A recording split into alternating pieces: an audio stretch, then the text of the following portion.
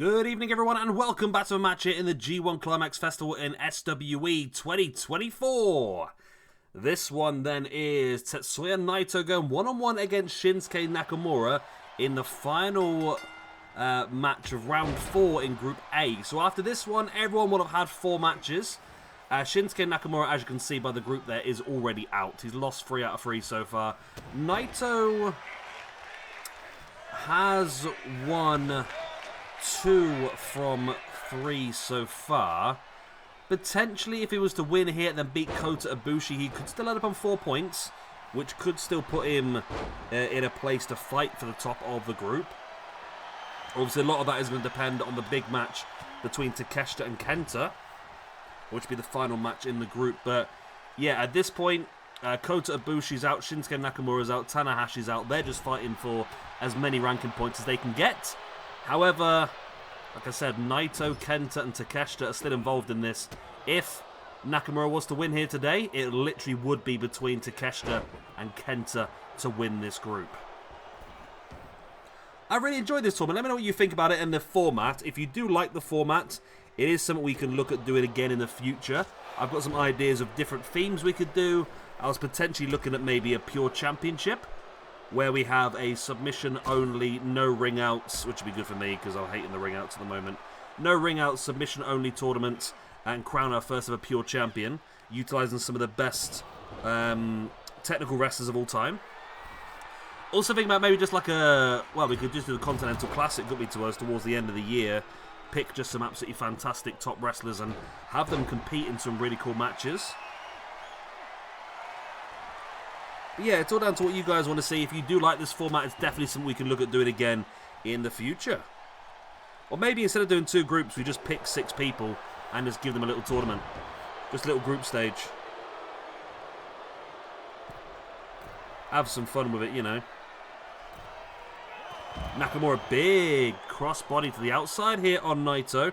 Remember, we are doing New Japan rules, so it is a 20-second count out on the outside.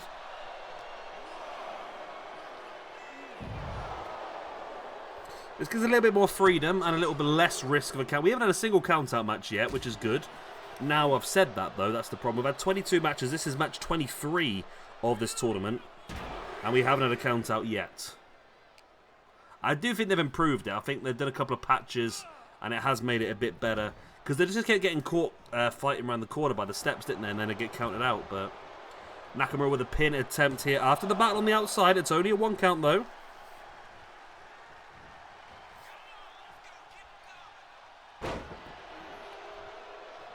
Nakamura now with a boot in the gut. And a big boot right across the chest. Well, yeah, Nakamura so far, yeah, he's lost to Ibushi, lost to Takeshita, and lost to Kenta. I mean, he has lost to some pretty strong people in this tournament. Obviously, the last match for him in the group will be against Tanahashi. The chance for at least one of them to pick up a point. I mean, Tanahashi 0 for 4 so far with just Nakamura left. Which surprises me. I mean, I think we have seen it. There's been a discussion we've had briefly in the comments, not massively, about how different movesets are on the game. Like, for example, we know that Bret Hart has a very overpowered moveset. And I think we're seeing certain people that just don't have favourable movesets. But we can't blame it all on that. Some people have just been crap. And some people have been outstanding. Go Shiozaki, 3 wins from 3 at the moment. The chance to make it 4 from 4 a little bit later on today when he takes on Antonio Inoki. That's in Group B, of course. And Group B is still pretty much open as well. Especially if there was a win for Inoki today. That could really throw the group wide open.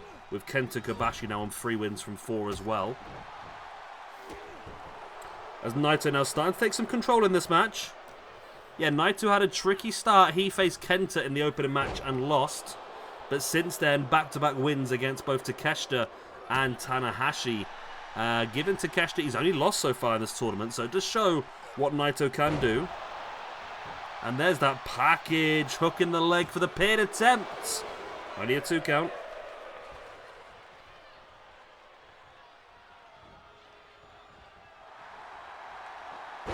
Naito getting kicked away there by Nakamura. Of course, Nakamura well known for his strikes. And his kicking ability, and especially his knees as well. Ooh. And there is now just spearing Naito off the apron. And he's taken the top turnbuckle pad off. Since moving to WWE, he has exhibited a lot more dirty tactics. As he's going to go in for the pin now after that boot into the back of the head. Almost like an axe kick. Not as effective though, it's only a 1 count. These stamps on the face there by Nakamura on Naito. Now sending Naito. No, Naito reverses it, sending Nakamura over the top. There's the forearm strike. Nakamura bounces back and gets a forearm strike of his own. Naito ducking underneath Nakamura over the top and a big sweep away at the ankles. And there's that fisherman's brainbuster once again. Will this be enough? Oh, it's only a 2 count once again. But you feel there can't be much left in Nakamura now. He is struggling here. There's Naito now wrenching away at the arm.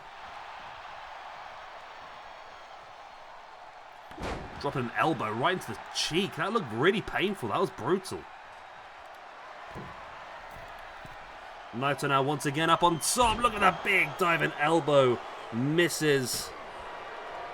And Nakamura now with a strike. So I don't really know if Naito wants to get into a striking battle here with Nakamura.